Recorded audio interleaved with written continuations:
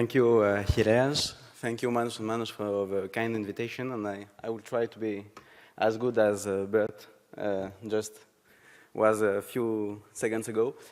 I will just start with the same advice than her.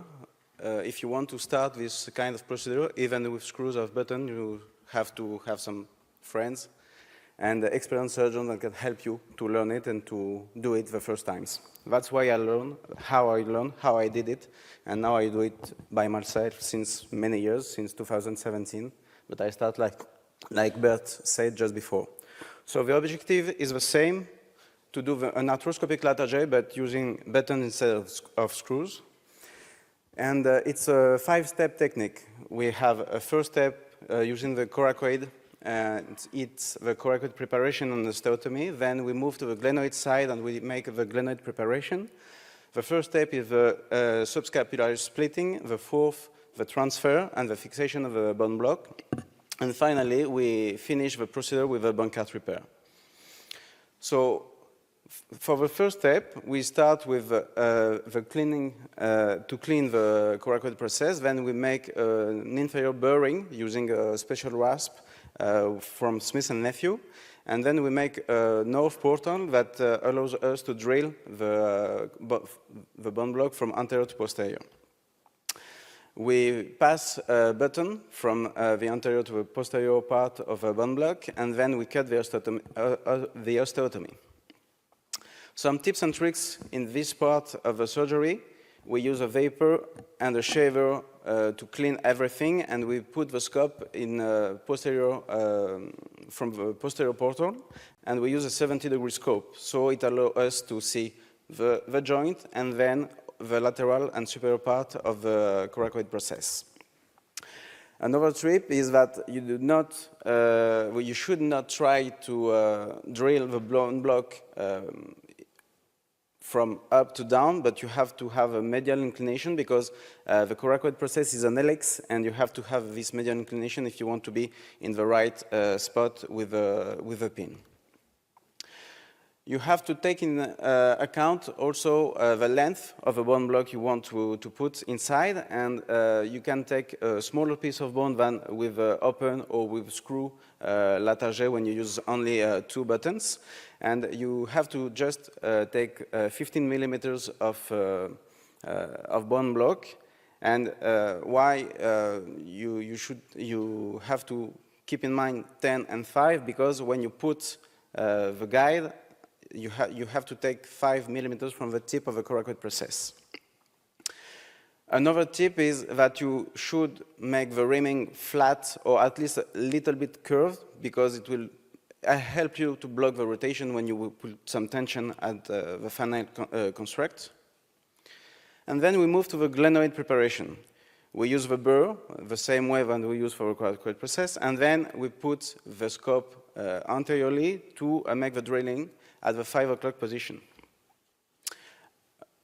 For that step, for me, the best advice I can give you, and the best advice they gave it to me a few years ago, was to make a good release of the capsule from 2 to 6 o'clock, because it will make easier the coracoid transfer and the Bankart repair.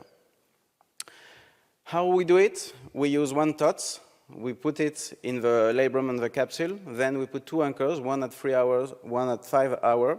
And this will be for us a landmark for the drilling, and then a landmark for the Bankart repair. Then we rim the glenoid to make a bleeding surface. Once again, think about the 15 millimeters, 5 from the top of the coracoid process, and 10 millimeters more to control the bony defect. Then we move to the subscapular split. We change the posterior guide for a posterior spreader that allows us to make the split from posterior to anterior at the level we choose before. And when the posterior spreader is open, then we can put another anterior spreader under the neck of the scapula to give us a window in which we will be able to transfer the coracoid process. Once again, some tips and tricks. when you do that, you should have the same axis with a spreader than you have with a wire you have in the posterior side of the shoulder, just to be in the same direction. And at that step, you can also do a small subscap release. When you split, you can go in the superficial part of a tendon, but be careful at that step. You should not go too far inside because you may damage the labrum. Then we transfer the coracoid process, nothing difficult at that time. We put the posterior button and we put the nut. First of all, we make a head tensioning, and then we use a tensioner to make the final tension of the construct. We position it first with the scope anteriorly. We put a small tension, 50 Newton, and then we go back again to control the positioning and put the final tension. Finally, we do a classic fashion repair for the Bankart, nothing else. So now what about real life? We start from posterior. We assess the problem with a glenoid. This needle is very important because you should put it to be able to go at 6 o'clock position and also to be parallel to the upper surface of the subscap. Then we start with a release,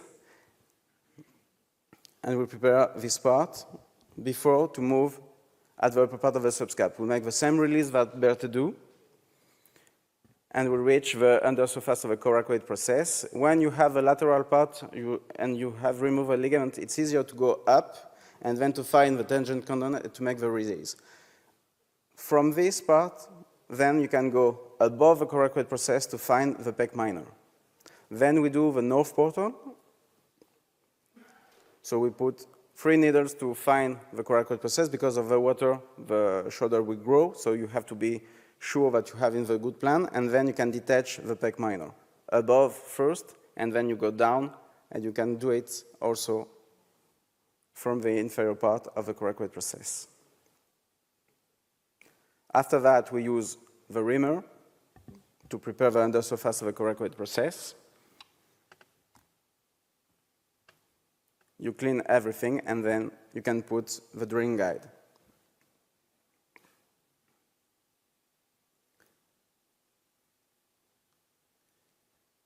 One tip you can, when you put this with guide, is that you can start with you just push a little bit on it before to use the mechanical motor, because if you are not exactly where you want to be, it's easier to change. Then you have some suture management, and then we can cut the coracoid process, the osteotomy is done. At that time, you can make some release, because you have very often some interposition in the medial aspect of the coracoid process.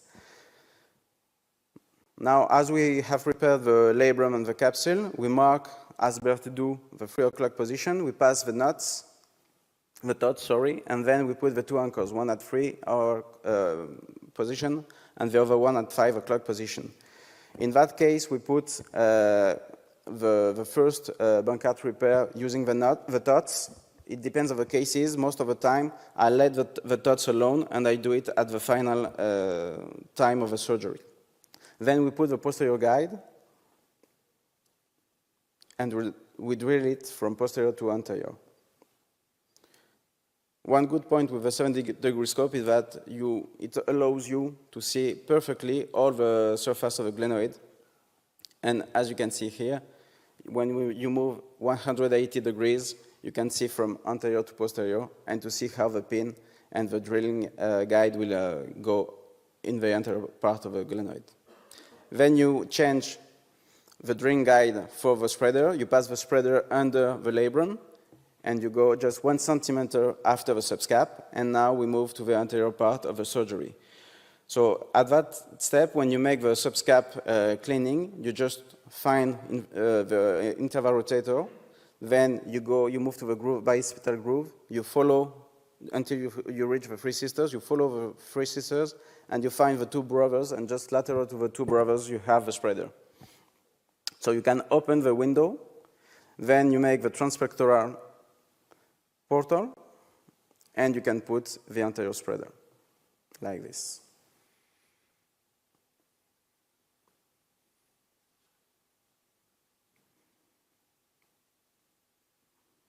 So we finish with the subscapular split.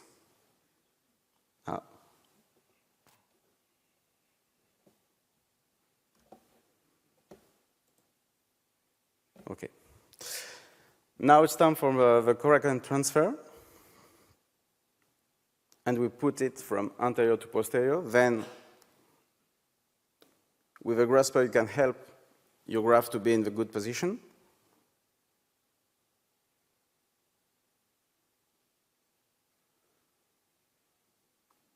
And now it's time for knot tying.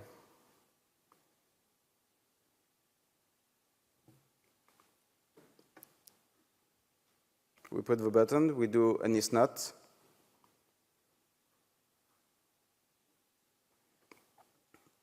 And then hand tensioning first. One tip at that step is that you should have your hand going from up to down when you pull on the strips, because you have to be always in the same axis, and it makes the thing easier to do. Then you go back posteriorly, you control the positioning of the bone block, and you tie it. We start putting 100 Newton. Now we put 3 times 100 Newton. And then you finish with a Bankart repair.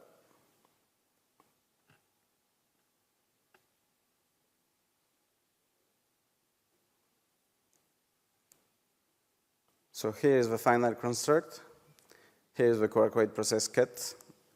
And when we remove the spreaders, you can make an additional release at the medial aspect of a conjoint tendon. Everything is controlled because you can see everything, and you see here the perfecting effect after the procedure.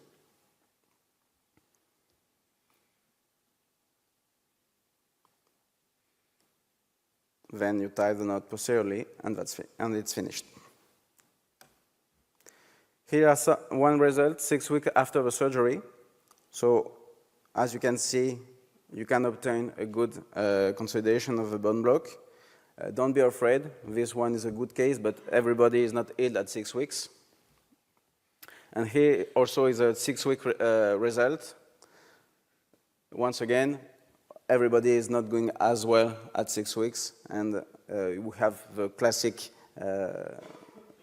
follow-up with than nobody else have with the Latarjet made the other way. Thank you for your attention.